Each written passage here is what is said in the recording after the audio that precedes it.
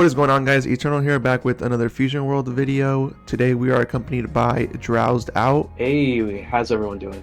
and we're going to be doing a tier list for all the leaders, including set 3, just revisiting the older leaders and also just seeing what's going to take the top cuts and what is just not worth playing. And yeah, let's just get straight into it. So we're gonna start off going like in order of the cards, or like when they came out. So we're starting with the starter decks, then like set 1, then we got set 2, set 3, and that way we just kind of go in chronological order of when they release. But let's start with Blue Vegeta. I think this is a top cut, just because Vegeta is just always very consistent, and it's just like you can't go wrong with having a 35k lead when you have 7 or less cards, and also there's just a lot of really good blue cards. So I think Vegeta is pretty solid, like, all around. Yeah, I completely agree with that. The ability is so it's so basic that it's so good. You can never go wrong with swinging 35k and forcing a super combo out. It's just not at that tournament winners level because it doesn't have the unique spice that some of our other top cut, our tournament winner decks are gonna have. The fact that you have to only have 7 cards in your hand too is also what's holding it back, as Blue is beginning to transition out of needing that 7 card in hand limit to keep it balanced and on par with all the other colors. That's why we're keeping it in top cuts, but not exactly tournament winners. Exactly. Yeah, I agree. I think Vegeta is like a solid blue deck, but I just think there are like better blue decks. I think this is just like this was a really good like foundation leader. Like if you're getting into the game for the first time, I think Blue Vegeta is probably like the best starter deck to like really get to know the game, and like really understand it.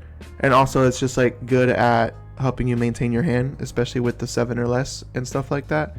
But yeah, we'll keep this at top cuts. I definitely think it can compete with a lot of other decks, but it's just not there yet for like tournament winners. All right, so let's take a look at Broly.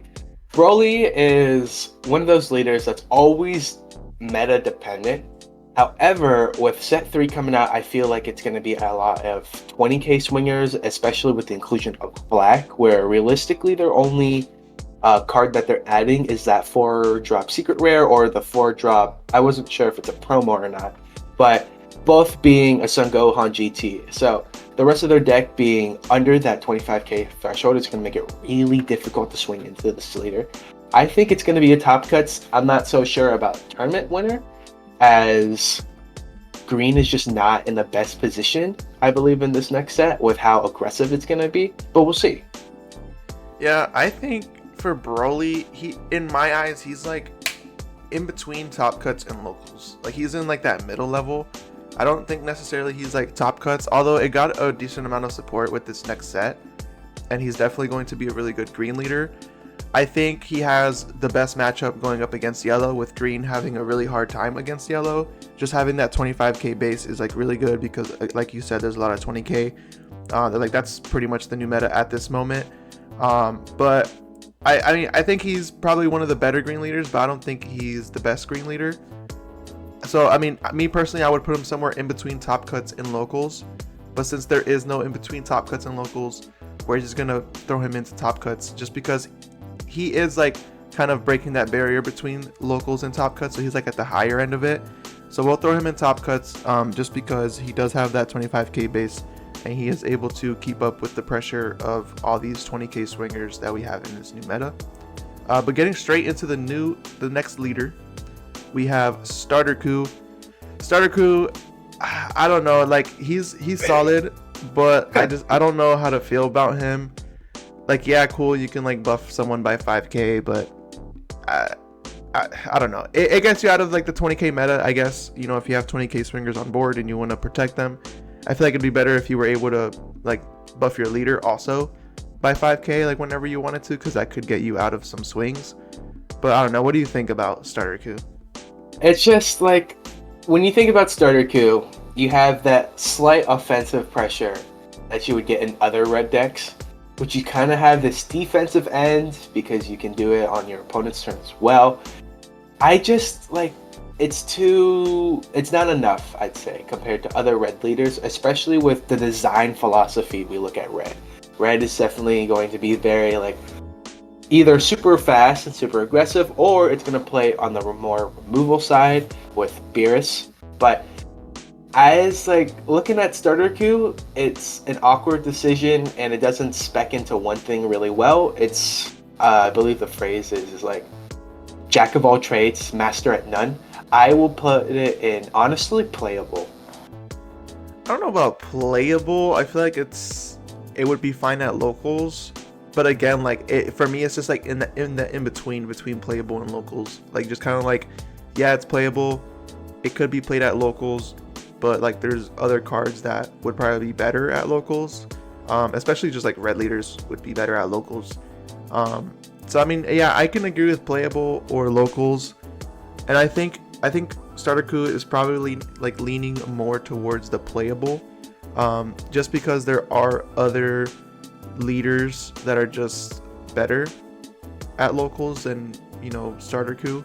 So we're gonna throw him in playable, but just know he's sort of like in between locals and playable. I'm gonna be saying that a lot because there's so many cards, there's so many leaders that are just like in between that aren't necessarily like there yet, but they're also not too far off. So I'll put him in playable, but he could creep himself up into locals somehow.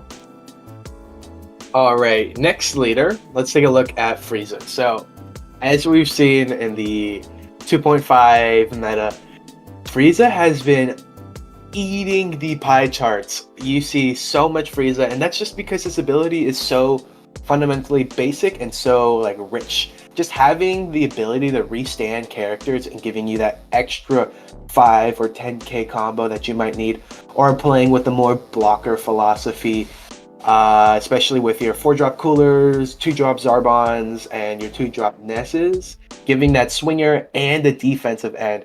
Just Frieza is super good at keeping the aggro and keeping a good defensive end. I think it's a tournament winner for sure. Now, before I continue with this, I just want to say that I don't think there's any leader here that is like the best. I think there's not going to be a tier 0 meta this time around. I think there's a lot of leaders that counter each other, so there's not one leader that just kind of stands out like Toppo did in set 2. Like before the ban. Goodness. Yeah, because he was just killing everything. Like there was nothing that you could do to touch him. But like I think this new set, there's nothing necessarily that stands out too much. So thinking about it that way, I think again Frieza is a super solid leader. I think he remains to be the best yellow leader. He got a lot of great cards this next set that just really help him. Being able to restand the barrier boo is insane. Like just having a 25k swinger every single turn that your like opponent cannot do anything about because you're just gonna keep restanding it. And even if for some reason you leave it like rested, you can just bring it back just by discarding a card. So I think honestly it's like Frieza remains being the best yellow leader because he just got so much support. And I just want to say again, he's like in between top cuts and tournament winners for me because he's very, very good, but he's like I would say he's more in tournament winners because he's just like such a solid leader, just being able to restand cards like Barrier Boo or all of these blockers. I definitely think he's a tournament winner. You're gonna see him at a lot of your locals or regionals or wherever. He's definitely gonna always be there. So yeah, I agree that Frieza is a tournament winner. But getting straight into the next leader, we have Trunks Future. Baby boy. I think Trunks is very, very good. Drowsed0ut has a little bit more experience because he does play this a lot more than me. But the way he plays it, I definitely see that Trunks is a very like upper tier blue leader. He has a lot of different ways to maneuver and just like play different styles. He could play very aggressive. He could play very control. He could play just all different types of ways. And I think with a lot of the new blue cards that we got, I think he got a lot of good support. So I personally think that Trunks would be in the top cuts. Not necessarily tournament winners, but I think he's in the top cuts. So it's like, I completely agree with that idea. Trunks just being able to, I want to say he's really great at pivoting on the situation. I want to take a look at, or just taking a reflection on that new forecast Gohan. for blue, and that's the Satan City one. Just having that card instead of sickle now makes a huge difference. Being able to develop a body while doing removal at the same time is really great for how this deck wants to run. I will say though, what's holding it back from tournament winning is just that it hasn't got its true identity yet, and like we're looking very aggressively into the Videl vanilla package. It's just not finding that Videl and not having a reliable way to search it out is really what's holding this deck back. But if it wasn't for that, it would be definitely a tournament winner. It's just the consistency issue with Trunks is the big thing that's holding it back. So we're gonna start with taking on a Eternal TCG Classic here with Goku Black. What do you think about Goku Black? Listen, there has been a lot of hate towards Goku Black, and I don't understand it. I think Goku Black is so good. If it were up to me, personally, I would put him in tournament winners. Just kidding. He when he pops off, he's like up here top cuts tournament winners. But like if you low roll and you don't get too lucky, he's down here in like the locals / playable. So like it's a consistency issue. If you see the right cards and you're able to do the thing, when you want to do the thing, he's up here with the big boys and top cuts. But I think just because you're relying on that consistency, I think honestly a solid like middle point would be locals. I think he does pretty well in locals. I guess he could be leaning more in like the bottom tier of locals, maybe like leaning towards playable, but I definitely think he's locals material. And like when he pops off, he's definitely like top cuts material. So I think a good point is just putting him like right here in the middle in locals, just to like he's like he could be either way. So I think a good middle point is locals. What do you think? I agree with that. It's what's hard about Goku Black is that it's, as you said, the consistency issue, but it's the player you're going against, right? Like as on your front side, you're a critical leader, so your opponent's naturally going to be like, wow, I really want to awaken him as fast as possible so I can keep those resources that I get from taking my life. That's actually the wrong philosophy to have, just because if you awaken Goku Black too fast, he's gonna like get a ton of value early game that's gonna swamp you with all these like really high value bodies. So I think locals is definitely where it's at, because you're not gonna see those players who have hours and hours of playtesting. But you'll find those players who will be able to easily manipulate and get overwhelmed easier, as their knowledge is not as deep as those advanced players. I agree. I've played Goku Black at my locals a lot, and I mean I've beaten Cell, I've beaten green leaders, I've beaten all sorts of leaders. I think Goku Black is solid overall. But getting straight into the next leader, we have U7. I personally like never really played U7 like that. I think he's solid. I think he's okay. Being able to give like most of his deck, what is it, like +5? Yes, an additional 5k. It's on your turn though, right? Yes, it is on your turn. So like an additional 5k on your turn is nice, especially because it also boosts the double striker, I believe. So like having that double striker at 40 is pretty insane just for having this leader.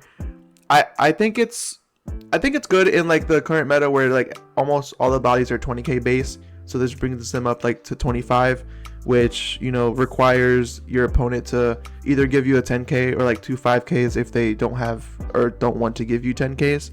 So I think he's probably, I would personally put him like probably in like locals level. I like U7 more like than Starter Coup. I think U7 is a little bit better at being a little bit more aggressive than Starter Coup is. So I would put him like locals level, but again, he's like really in between. Like he's like peaking more towards playable, but I think he could compete. What do you think? I think he's 100% a locals level. Just like looking at our tier list now, we have playable with Starter Coup, and I think a lot of us can agree that U7 Coup is better than locals. However, he's just not reaching that top cut threshold with Vegeta, Broly, Trunks, and some of our other future leaders that we're going to get into.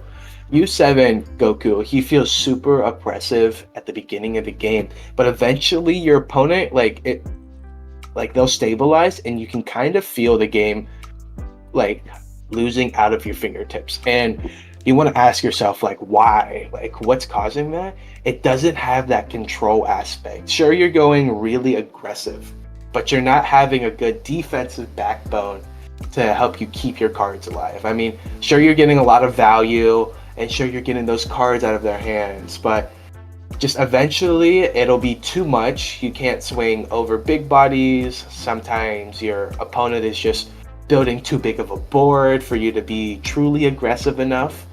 That's why I think U7Ku is just stuck in locals and not reaching that top cut yet. Okay, so now we get into our first not it leader. Straight to it. Straight to it. We're not gonna beat around the bush here. Cooler as a yellow deck, you want to be aggressive, but since you're a critical leader, you're not getting that extra card draw. Plus, you don't have the other critical support to make critical feel worth it. We'll look at in our future some of our other critical leaders and how they use critical a lot more efficiently. Just cooler. I mean, Eternal and I have tried to produce a video for this leader so many times, and as soon as we get to it, we always hit a wall. And I think Eternal will tell you why in the deck building philosophy now. Yeah, I feel really bad because I think Cooler definitely has some potential. There's just not enough support for it. If you read his leader ability, it has to be Frieza Clan, whereas there's a lot of Frieza Army cards, but the Frieza Army cards aren't Frieza Clan cards, so you can't restand them with the leader ability. I think off the top of my head, there's probably 4 or 5 cards you can even restand with this. I'm probably being a little too much, but I literally think there's only 4 or 5 good cards that you can restand with this. I'd say there's 4 or 5 questionable cards, maybe 1 4-drop Cooler that feels good to restand, and that's questionable. There's certain ways to pilot this deck, and I think it has some potential. It just needs way more. It needs cards. It needs a lot more cards to be able to be in the playable or local section. Although I will say there is someone at our locals that does play Cooler who actually pilots it very well. Honestly, I'm not sure how he does it. I'm gonna have to get his deck list and try it out for a video. Quite honestly, but yeah, I think Cooler is just not it at the moment. Unfortunately, he is by far the worst yellow leader. It's cool that he's a crit, but it's also not cool because he wants to draw cards and see those Frieza Clan cards since there aren't too many. But yeah, just straight to it, he's definitely not it. And getting straight into the next yellow leader, we have Ginyu. Playable. I think Ginyu is playable. I am not gonna lie.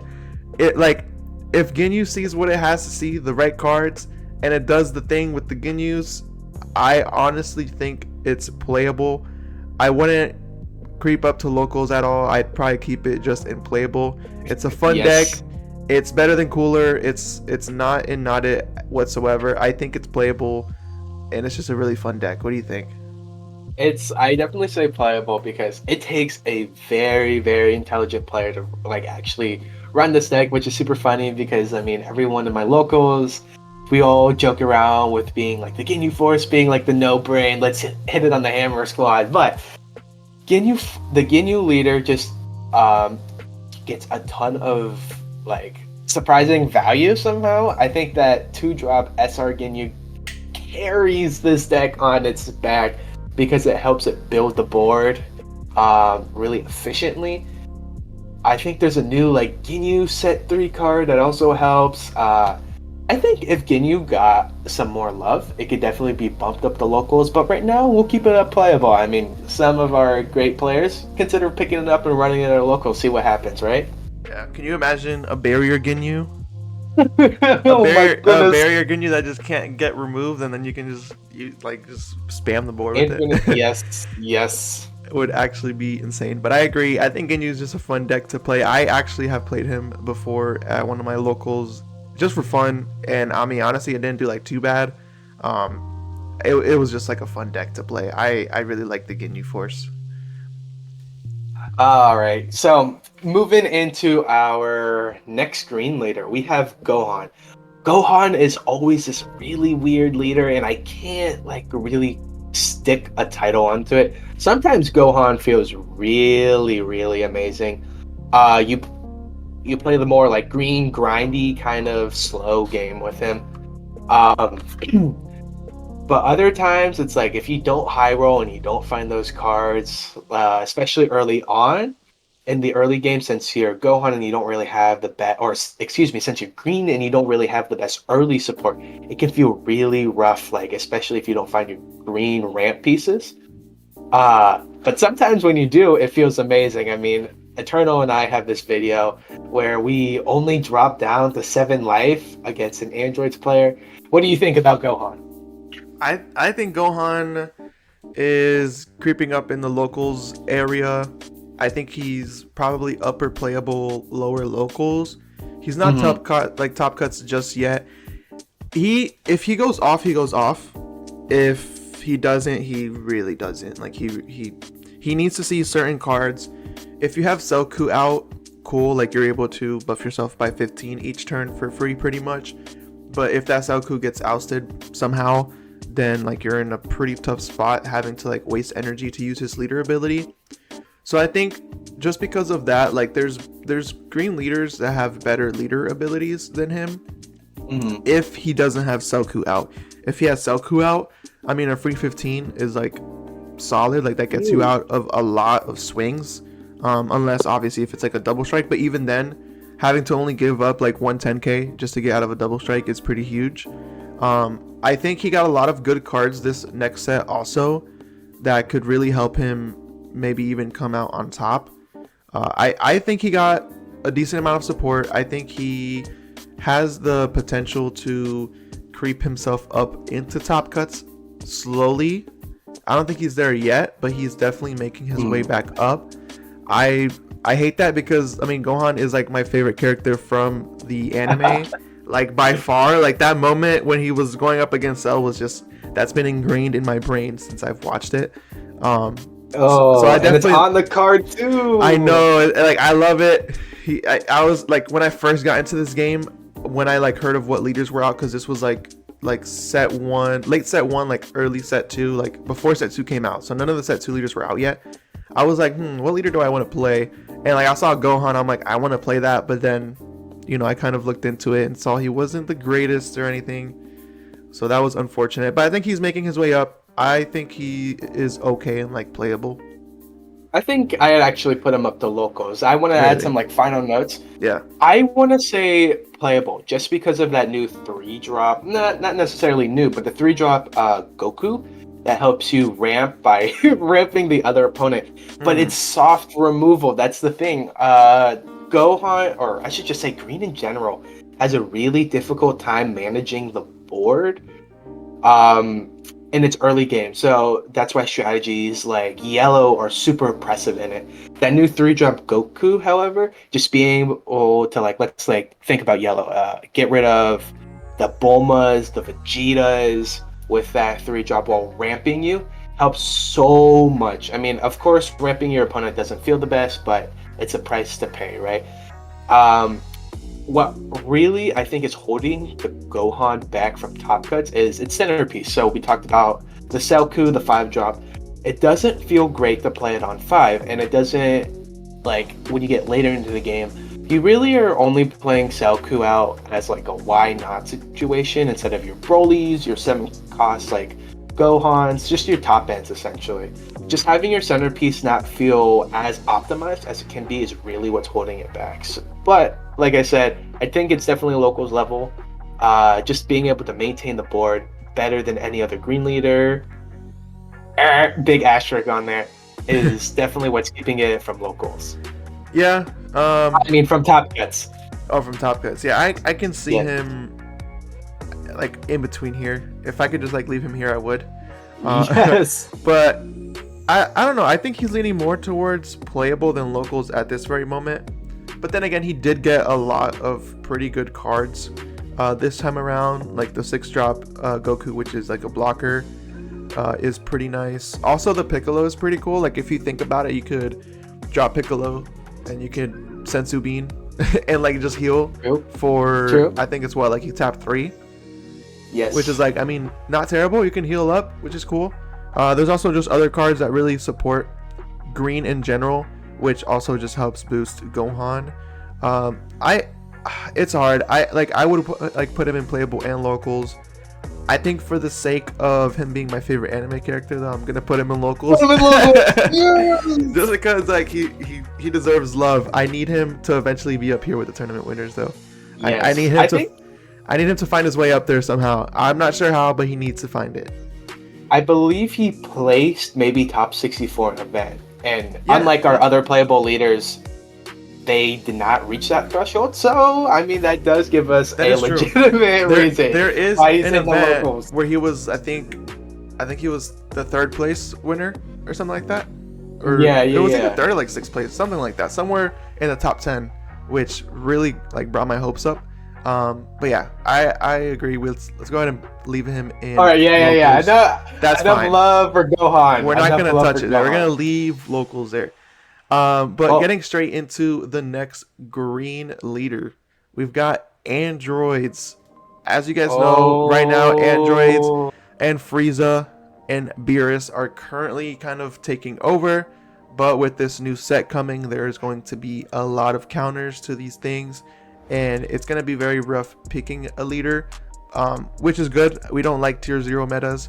But I think androids is still the best green leader. Yes, by far. Sure. I would put him, me personally, probably top cuts, but also I'd put it in tournament winners. Yeah, he's like right here. He's in between for me. I think there's he can definitely win tournaments, but there's also a lot of counters to it.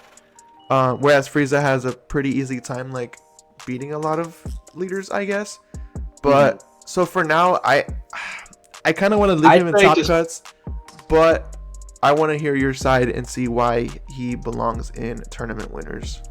All right, so I am a big sucker for androids. I mean, as soon as that ban announcement, I was like, hey guys, I told all of my locals friends, androids is gonna be the new leader, and I was right about it. And the reason is that your early / mid game out of your 4-drop turn with that new 4-drop Android 17 and 18 that practically plays itself for 1 while ramping is so pivotal, and just building a board feels great. I'd say androids is the only leader that is able to maintain a good early, mid, and late game.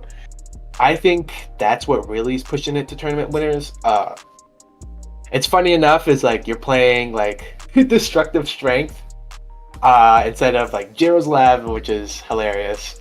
But I think it's tournament winner for sure. Its package is super like well knitted together. Everything feels really like combo oriented, and you never feel like you don't have your pieces together. It's a well-made basket of leader. That's why I think it's a tournament winner and not exactly top cuts, because you can see androids beating all of our top cut leaders with some difficulty, but it would take all of those out pretty fine. Okay, yeah, I can see that. And then you just like look at the results. I mean, androids has placed consistently in the past tournaments, like always. You always see a piece of the pie dedicated to this leader.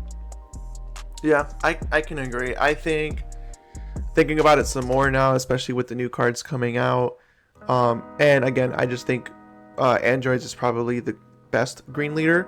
I think personally in tournament winners, potentially one of each color belongs up here. Very true. So Very true. I think for green, for sure, I think androids is a tournament winner. He's just like, in my eyes, he's kind of in between, but he's definitely like more leaning towards tournament winners, I would say. Very true. But getting straight into the next tournament winner. Yes, no need to beat around the bush here. No. Beerus, my drunk cat, is my favorite. He is what really brings out the best in red, I'd say, because he uses critical, I'd argue, the best out of any of the other leaders, because Beerus is a very control heavy deck, which is funny to say out of red, but you can run like a hyper crit build, which is what I've been experimenting with, and it's just funny staring at your opponent with 2 cards in hand and like turn 3. because they're either heavy countering or they're losing the cards out of their life. Plus, you can do some really annoying plays where you reduce something and then you swing into it, and then you play something else just to KO it, but you got those cards out of those hands. No, there's no reason why Beerus shouldn't be anything else besides tournament winners. Yeah. Eternal, carried on. I love Beerus so much. When I first got into this game, I played mostly blue. Like my first set, my first deck was Goku Black. That's why I love Goku Black so much. And then I just like went into Vegeta. I played like a little bit of Trunks, and then I got into yellow with a leader we're gonna get into a little bit later. And I've been playing a lot of blue and yellow, but like once I just dove into red and I tried Beerus is just like insane. Like I hate going up against Beerus, just them being able to like, okay, I'm gonna minus that by 10. Yeah, and then I'm gonna drop this and just kill it for free, pretty much using the ability. Yeah, just swing into you. And it's just like Beerus is so like, bro, you cannot keep a board up with like if you're playing up against Beerus. You cannot. Like it's so hard to keep up a board. I quite honestly think Beerus is, I said earlier there's no best deck, but I think Beerus is like almost there. I think Beerus could potentially almost be like everything on this in this tier list. So true. It's just way too good. Like I don't it's so good. But go ahead. Just Beerus, like the reason why it's not the best is just because Toppo had to be nerfed. I mean, reducing your Keflas down to 1 feels fair, honestly. But also just not being able to control when you awaken, the easiest with Roshi being banned, is definitely why it's not exactly tier 0. But that's okay, because we don't want tier 0. We want healthy formats with many different leaders that every player has something to like. So transitioning into our next blue leader, let's take a look at Zamasu. This one's really hard for me because I mean it's hard to put like a real reason why Zamasu isn't the best. You think about it's like a blue stall leader sounds really amazing on hand because do a great job with bottom decking and bouncing cards to your opponent's hands or their decks. But I think truly what's holding this leader back is just not having amazing top ends.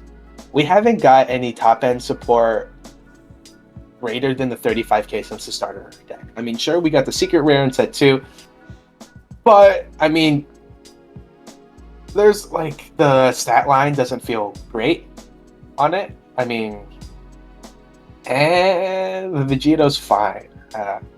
Yeah, I think it's just that's how I describe this deck. It's just fine. I mean, yeah, it's not doing anything. The fact that you don't draw on your awakened side and your opponent can manipulate that. Like often when I'm playing as a Zamasu, I'll drop them down to 3, cause them to awaken, and then I won't swing into them at all. That way they don't get their leader ability procced, but I just build this massive board and then I just go all in at once. I think that's what's holding back Zamasu. Yeah, not being able to draw on the awakened side is kind of rough. I find myself a lot of times being low on cards with Zamasu later on in the game. I think he belongs in locals because I've experienced Zamasu before playing against Zamasu. And like the time just runs out. Yes. Then they end up with more life because obviously they can heal, and they just win because of time. So like that's why I'm putting him in locals, because yes, he can win at locals if you want to waste time and whatnot. If you want to be one of those guys. It's a valid strategy, but nobody's gonna look at you highly if you win. No one's gonna like you after that. Just know that. JK, we're all lovers here in Fusion World. Just kidding. Much love. We all have fun. It's all for games. But I think Zamasu's in locals. He's definitely better like than the playable section here. So I think he belongs in locals. He's nowhere near top cuts, I would say, just yet. He's like right in the middle between both of these two. He's not leaning towards any. He's just a very solid control deck, I would say. I think he's well cushioned into locals. Yeah, very well cushioned. He's fine in locals. But getting straight into the next playable deck, we've got Cell. I'm throwing him as playable. I just like there's green leaders that are just so much better. Okay, Cell can pop off. I'm not gonna lie. Cell can go very, very crazy if you let him get to that point where he just has a bunch of energy. Yes, but I just think I don't think he's really anywhere near top cuts. I could see him potentially creeping himself into a locals setting. That for I sure. think he's locals. I don't think he's on the level as Ginyu and Starter It's like, okay, because you see, with Ginyu and Starter Q, there's never a point in the game where it feels like, well, I just lose. With Cell, there is 100% a point where it's like, I can't do anything anymore. But it's very exploitable, which is what's keeping him out of top cuts. He's just a tad little bit too slow.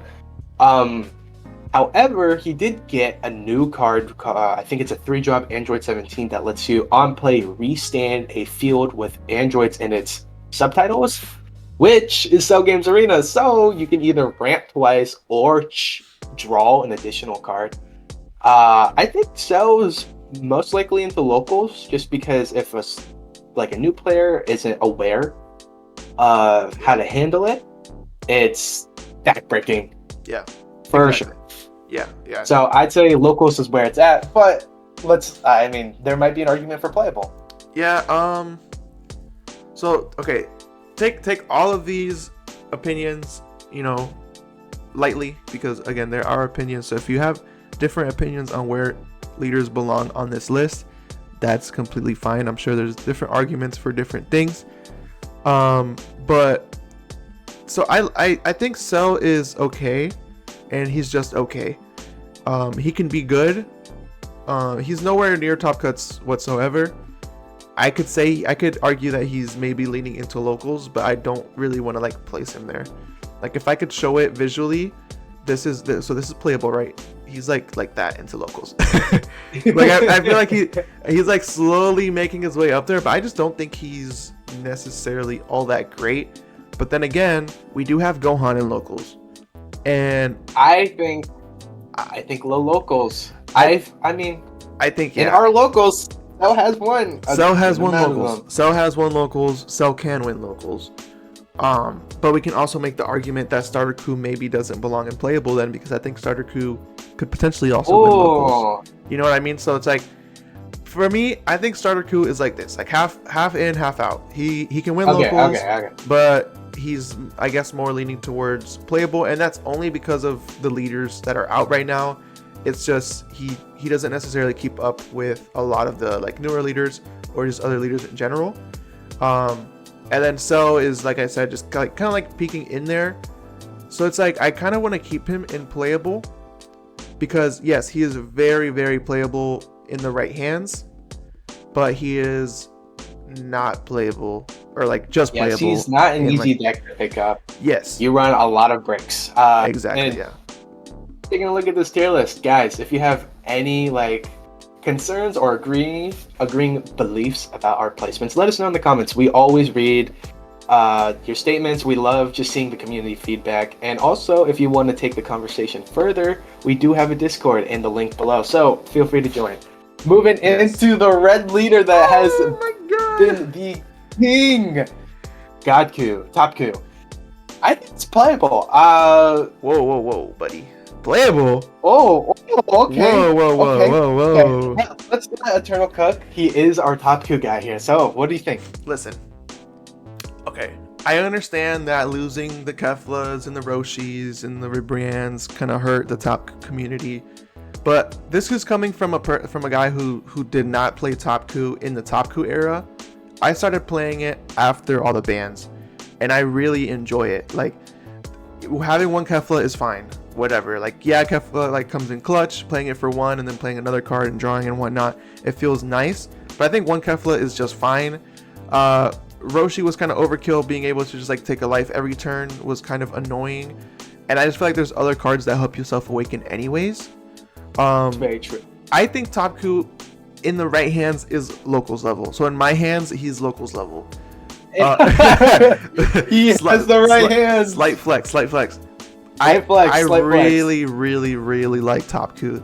Like I'll link the video on the top right corner here. The video where I played Toppo, it was so much fun. Like being able to go for game with Basil was insane, and that just really ingrains him into locals. Sorry for the spoiler, but just to visually show it, I could see him like this. Okay, he's like tippy-toeing on the playable little water here, but I think he can do well in locals still. Before he was just like up here, when like before the ban. Yeah. Oh no, way high. Way high. He was like the 0 tier right here, like tier 0. Yeah, here. After the ban, I think he made himself down to just like average. He's not terrible. I think he's balanced. Yeah, I think he's balanced. There's a lot of cards you can play off of Toppo still. It's not like he's terrible. Like there's a lot of good plays you can still make with him. You know, like being able to, let's say you have 5 energy, you can tap 1 to play a tournament of power card, and then you can tap 4 and play like a crit Gohan, the 4-cost Gohan, or you can do a bunch of things. You have 4 energy, you tap 1 for a card. You can play 3-drop Gohan. Like there's a lot of plays you can do with Toppo still. But I'll go ahead and hear you out as well. Yeah, no, I actually agree. Toppo I could see as a locals. Just not having the Roshi's what makes it really balanced, because it's a 3-life awaken leader, and that's how it was supposed to be designed, to keep it fair. That it's like, oh, it takes you a little longer to awaken. But now without Roshi, it gives you more flexibility, and for your opponents to have a little bit more time to breathe without having this sudden board that's swinging super wide at 4 you. Keflas, 4 Gohans. Anyways, yes. Oh my gosh. Transitioning into the next leader, I want to let Eternal start this, because this is his leader that I actually got intrigued with when we were playing locals. What are we thinking? I love Yellow Vegeta. So, like I said before, my first leader was Goku Black. Then I trickled into a little bit of Blue Vegeta. Then I discovered the beauty of Yellow Vegeta in set 2. And again, I'll link the video on the top right. My very first video on this channel with Yellow Vegeta. Love this deck that was inspired by Tarmo Tim. The Bonjeets deck. And also just the Yellow Vegeta leader in general is so good. It got so many like good cards this next set. Like it has that one Vegeta. That new 3-drop Vegeta. Yeah, you can tap 1 and like give your leader plus 5k until the end of your opponent's next turn. So that's a 25k leader for tapping 1, and like that just works perfectly. With none of the drawbacks. It's awesome. I mean, I really like Yellow Vegeta, so I might be a little bit biased, but quite honestly, I see him here. I agree. I totally agree. It has the sustainability as well as a yellow leader with the Bulma engine, and it could be argued that the Bulma design is stronger in Yellow Vegeta than in our tournament winners Frieza, just because that Bulma stays rested, which is protected by that 3-cost Vegeta. Sure, you can swing into it, but if you have time rewound, you bump it up to 25k, which is mostly over what your opponent's gonna decide to dedicate to, and you get that card draw, so you're card cycling now. So definitely Top Cuts feels perfect there. Who knows, in the right hands it might be pushed to a tournament winner. He's talking about my hands, of course. Yeah, I like Yellow Vegeta in Top Cuts. I guess you could argue he's maybe going more towards locals potentially, just because there think he's gonna Top Cuts. There are 2 blue leaders here, and yeah, like it's really hard going into blue for Yellow in general. But I think Yellow Vegeta has a decent chance, so I'm gonna leave him in Top Cuts. But I may be biased. I think he is really good. Very true. Alright, so next leaders. These are all going to be hypotheticals now, because we don't have any tournament results or play testing with these leaders. Except if you've been following us on our untabbed videos, go take a look at those. Those are actually very entertaining. Some of our best videos on our channel. So please go after this video, take a look. Halo-Ku, we've actually been testing one of our more recent videos. I'd say it could be a locals or a Top Cut leader. What do you think? Yeah, I mean, I played him a few times off camera as well. I think it's kind of rough to say where he's really at. It's really nice that you're able to draw 2 cards in like cycle like that. It works really well with like the Satan City field. Just being able to play out like the 4-drop for 2 and like bottom decking some stuff. I think it could work very, very well depending on what kind of package you're playing in there. You don't want to play the full like Satan City package. You know, you want to run the field. You obviously want to run that 4-drop Gohan. You want to run Hercule to like drop something by 1 potentially. Drop by 2. Oh yeah, it's by 2, correct. You can also even play the 1-drop Mai that drops something by 1. I feel like that would also work pretty well. Because with Hercule, you're also depending on that top card being a Satan City, but you can set that up with this leader. So I think it's cool. It's also nice that you can, for the leader ability, you can rest the field in order to give your leader 10k on defense, which gets you out of a decent amount of swings. So I think that's cool. It's hard to say. I want to say Trunks is still better than him.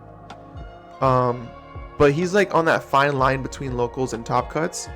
Mm-hmm. I would love to put him in tournament winners, but I just don't think he's there just yet. But yeah, go ahead. What were you gonna say about Halo Coup? I think Halo Coup, or Blue Coup as I like calling it, it suffers from the fact that you as a leader will have such a lush hand size that's very optimized because you're drawing 2 and then you're placing 1 in the back of the top of your deck.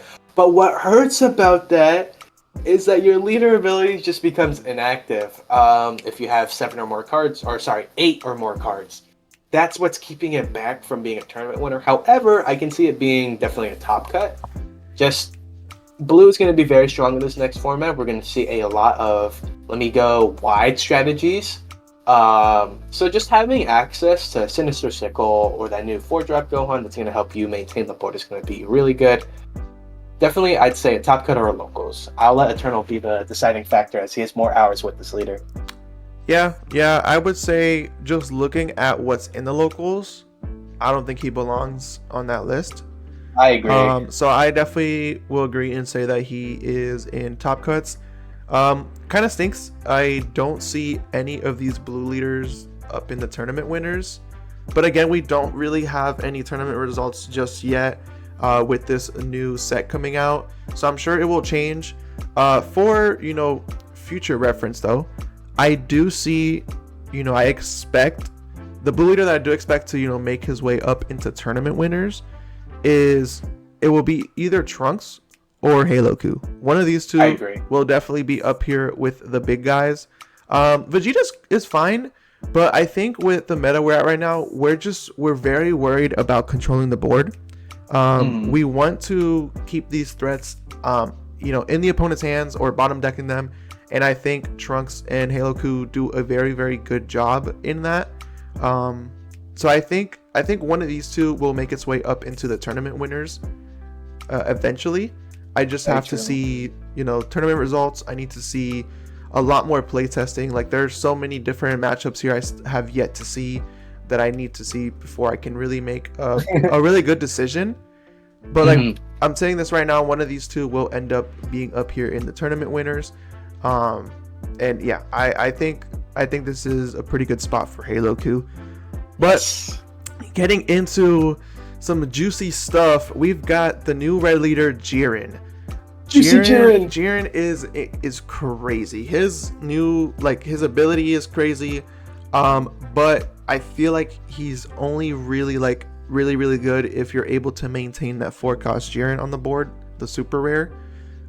If you're not able to maintain him, it gets really really rough, because obviously with the 4-cost Jiren you're able to really manipulate and abuse the leader's ability of only being able to take 1 damage per battle, and also just drawing when you take a damage, which is really really nice. It's hard to say. I want to put Jiren in top cuts, just because I know he's going to be played a lot. He is going to be being played a lot, and for certain matchups he can completely destroy the enemy if the enemy isn't able to answer the board. As soon as Jiren has 2 4-cost Jirens out, it's pretty much game at that point. What is that card? It's over. It's over. Yeah, as you guys might have seen in my Jiren versus GT Coup video, I kind of got mollywopped by Jiren. But you guys didn't see the off-camera battle. I was able to turn it around and beat him off-camera with GT Coup. But I think, I don't know, it's hard. I think Jiren's like maybe top cuts, but also maybe locals. I don't know. What do you think? I think Jiren is definitely going to change how we build decks. We're definitely going to need some way to reliably outstop 4-drop Jiren, because what is that 4-drop Jiren doing for you? It's proccing your leader ability, so you're drawing that additional card, and you're healing or cycling, I should say. So what's really difficult about having that 4-drop Jiren is that, so maybe like I'm swinging 100k as a Piccolo leader now.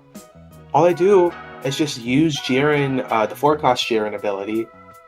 I take the life, and then the rulings say that I can only take 1 life per turn. So since I've already taken that life, your 100k swing is invalid. There you go. That's what is really making Jiren super good. Plus, it feels good as a 25k leader. I'd say out of all the 25k bases, it's definitely the one that uses it the best. Definitely top cut for sure.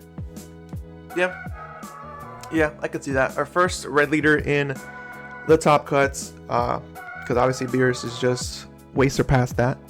So we're gonna put Jiren in top cuts, just because like I could see him in locals level, but he is very, very high in the locals level. Like he probably trumps all of these. Yes. He exceeds for He sure. exceeds the locals level, so we'll throw him into the top cuts. But going on to the next leader that I think belongs in playable. I was gonna say P for P, Piccolo playable. Yep. It's just like he's too slow. Like, realistically, let me see. Let's say you're going second, so 1, 3, 4, 5, 6, 7, 8. So it takes you about maybe 4 or 5, maybe 6 turns to get to 8 energy. That is way too much time, especially in how fast Dragon Ball Fusion World is, to really set this leader up. It's cute. It's fun. It can get really oppressive. Yeah. But who does that too? Cell. And where is Cell at? Playable. So I think Piccolo is just stuck in its own PP. Yeah. So Piccolo for playable. I think Piccolo could probably see himself in a local scene potentially. Like there's certain plays where if he sees it, it could be very, very good. But it's like this leader is all about buffing up the leader, swinging, and hoping and praying that your opponent takes it, so that you can swing again and draw again. So it's kind of like, yes, you can have that one play, you know, where you drop the it's a 6-drop, right? The Piccolo, or 5-drop? Yes. It's a 6-drop. 6-drop. You drop the Piccolo, you know, the 30k swinger, I believe. Swing with that. You can activate its ability, Special Beam Cannon, to give your leader an extra, I think 30k, I believe it is. That gets him up to 50. Then you can drop 2-cost Seeker or Gohan, that gets him up to 70. And then you swing 70k at your your opponent. And then if they take it, obviously you get to restand, swing another 70k. So like 2 70k swings in one turn is huge. But it's like that's what I. But it's like that's it. Like that's the biggest. That's all. It's overkill. Yeah, that's all he really does. And like it's fine. But I think at 8 energy with the green player, you're most likely wanting to drop Broly. Which is like, yeah, that's why I think he's unplayable. He could possibly make his way up to locals. But I'm gonna let you give us some little final insights. Closing speeches. Let's like if we're looking at our tournament winners, right? How do you beat this deck? Simple, easy. You just run blockers. Frieza is running blockers. Oh, look, your 100k swing is coming at me. That's cute. Let me just block it. The end. No statement with that. I mean, sure. You have Special Beam Cannon to KO it, but if you have 2 blockers, you can't really do anything about it. And your 2-drop Gohan, I actually think is better in androids because you can restand your leader, and now you're restand your leader with the android. Is it 20? I believe. Yeah, android 20. Yes, and now you're swinging twice for 50k, which I think is a better number realistically to swing at, because sometimes you want cards out of their hands, not just damage being taken. it's more feasible for you to realistically give cards from a 50k than like a 70 plus swing. And Jiren as well, taking that life, like I mentioned in the like supposed hypothesized idea with Jiren, he invalidates that too. I think there's too many leaders that counter Piccolo, keeping him at playable. Yeah. Oh no, Boo! Oh no, Yeah. Boo! Oh yeah. Oh boo. Oh Boo! Oh no. Not it. It's sad. It's Not very it. sad. I don't. Okay. Whoa. I don't know about not it. Okay. I don't know about not it. I think. Okay. Boo is. Okay. Like I said with yellow, Frieza remains being the best yellow leader by far. I think Boo is okay. I think Boo is better than Ginyu though, so I don't know if I would put him in not it, because then that would mean he's worse than Ginyu. I think he's better than Ginyu in the sense of if you play it the right way. I'm just gonna be linking all my videos in this video, but if you watch my Boo versus Gohan, although I was playing Gohan, so I mean that's already like not really a fair match, but like the way I was able to play out the barrier Boo, I was able to play out the new 4-cost Majin Vegeta, and then with the field with this leader, like the synchrony is very nice because at the end of my turn I'm playing a Wicked Soul for free, and that procs the field ability, which lets me stun a 4-cost or less on the other side. I definitely think it's not the best yellow going into green. I think Frieza still again just has that title in its hand, like it's the best yellow leader. I don't think it's not it though. I think it's probably in playable, borderline locals potentially, but definitely more in like playable. I think playable is fine. I think playable in this exact position right here. If we're going like best to worst potentially, sort of. Because I think Starter Coup is very good. He's probably like in the best here in playable. Majin Buu is very, very good. Like he's a good yellow leader. He's just not. His not great. Targets are so limited just because he's a new leader. Yeah, he doesn't have. I'm sure many... in the future it'll be pushed up. He has more targets than Cooler though. That's true. That's true. He has better cards than Cooler. Poor Cooler. Poor Cooler. But I just think that he's just playable. He needs to see a few more cards. Hopefully in set 4 we see a few more cards that he's able to free play. That's just a teeny bit better. But I think played right, he is leaning more towards locals. Okay, I'm convinced.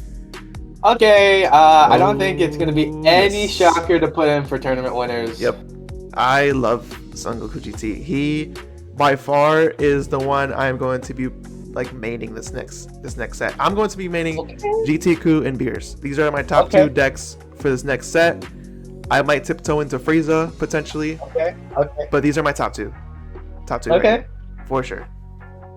It's nice to see both of those be excellent leaders. Just like Black is so oppressive, especially with that new 4-cost secret rare. That deck goes above and beyond. I think GTQ, just spoilers for Bardock, utilizes Black the best, especially with that new Bardock SR we got in the set, not the starter deck, just because you're giving the Bardock an additional 10k, and then you could, I think it's during your turn, not during an attack, meaning that if you combo a card, you're swinging twice, bare minimum, like, what is it? Technically 30k if you combo 0, but yeah. Or if you use the energy marker, you're swinging 35k now. Yep. Crazy stuff. I mean, just Black has a lot of great cards for its introduction. Sorry, Boo. You couldn't be given as much love as Black. Yeah, Goku GT is just insane. The Black cards are insane. Going off of the Bardock 3-cost that we were just talking about, that card is completely wild. It's really good in Bardock, as we'll get into very shortly, but it's really good in Son Goku GT. Like tapping an energy marker or just tapping a regular energy and buffing him by 10 or 15k, because you know you're gonna swing with Bardock for that first swing. So if you buff him up by 15, you combo a 5, you're swinging at 40k, drawing a card, and you're switching him back. Then you're swinging again at just 35, unless you want a combo, but usually maybe you just don't combo on that second hit.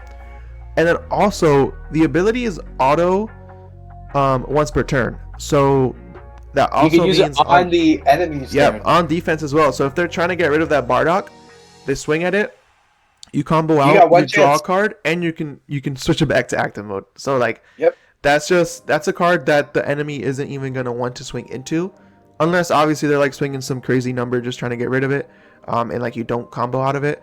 But that card is just very, very insane in Son Goku GT. I am very excited to get these physical cards in my hand. I cannot wait to play this deck. What I will say though about Son Goku GT, in specific, not Black but just Son Goku GT, is if you don't see your energy marker makers as often as you'd like, he is leaning more towards like lower top cuts, upper locals. Yikes. Which is scary. But that's like, very accurate. which is scary. But like if you see the energy like marker makers, which I feel like is pretty easy because there are a lot. There are a lot More often of than not. More often than not. there's more than enough to make energy markers. So as long as you build the deck correctly, you have a lot of, you know, energy marker creators, then you're fine. Tournament winners is definitely where I feel like it should belong. But I could see arguments maybe seeing where it's in just top cuts. But I really like this leader, so that's why I'm beefing him up and I'm putting him up with the tournament winners. But getting into the final leader for today, and the starter deck leader for Black, Mr. Sir Bardock himself. I What do think you Sir think? Bardock, he's definitely not a tournament winner. No, But he's definitely not it. I think he would be like, I can realistically seeing him be locals leader. Just what's hard about Bardock is you have to build your deck in one way and you can't really experiment with anything else. Yeah. I mean, sure, you're comboing and feel like your whole deck is going to be based around comboing, but then where's your hand at, you know? Yeah. I know Black doesn't struggle with having a hand size compared to some other leaders, but it does like having or feeling like you have to offer cards to get the most value out of all of your like leaders or all of your abilities just feels really rough. I think it's definitely in the right hands locals, not exactly breaching into the top cut territory. Yeah, I think Bardock was great to be a starter deck because for someone getting into the game now in set 3, I think this is a great deck to just try out and get started with. It's very easy to pilot and get used to. The problem I see with Bardock is just that, like you said, you kind of want to play it a very specific way. So when you want to throw in these other cards in Black that are just like really, really good, you're kind of, you know, limiting the space for the cards that you need to play. Because obviously with the leader ability, you want to play a bunch of Bardock's crew, like battle cards. And that just gets very limited when you want to play more of the upper end cards. Like you want to play the secret rare because the secret rare is just insane. I believe it belongs in all the Black decks, starting now, maybe even going forward. So like you want to play him in this deck, and that already takes up like a few slots from Bardock's crew. You want to play potentially the 3-drop Son Goku GT that creates an energy marker, which is also a Self Awakener that takes up some slots. It just like it's weird because if you play just Bardock's crew, it just becomes a very, very mid deck, I would say. Like it's just like cool, you can combo out of things. Speaking of the 3-cost super rare Bardock, I think it works very well with this Bardock leader, because you can essentially combo out of the Bardock swing using the leader ability. You can do it on your turn, right? So you can't even use it on the opponent's turn. So honestly, yeah, let's just throw it in locals. I think he's fine in locals. I don't think he makes the top cuts or tournament winners. I would even put him in like playable if I really felt like it. But I think locals is fine. He has potential. He has potential in locals. Looking at this tier list, I think it's pretty solid. I personally think this is a pretty good way at looking at it. I could definitely see arguments for moving some maybe up or down, for sure. Poor Cooler is down here by himself. If you guys think anyone in this list belongs down here with Cooler, please let us know in the comments so we can give Cooler some company. Have a little discussion. But yes, I think this is cool. I think this is fine. What do you think? And I mean, this is just set 3 in a vacuum, right? This is how we perceive the future to go, and based off tournament results that we have in 2.5 and just some card ideas that we have in set 3, we're going to have to take a look. And definitely at the end of set 3 for set 4, we'll definitely make another tier list and we'll see how we go, right? Stay active, stay subscribed for that next video, right? Hey, thank you for watching, guys. Yep, we're gonna definitely revisit this tier list at the end of the set after, you know, a bunch of tournament results and such. But thank you guys so much for watching today's video. I hope you guys enjoyed it, and we will catch you on the next one. Hey, and remember, guys, that's a card.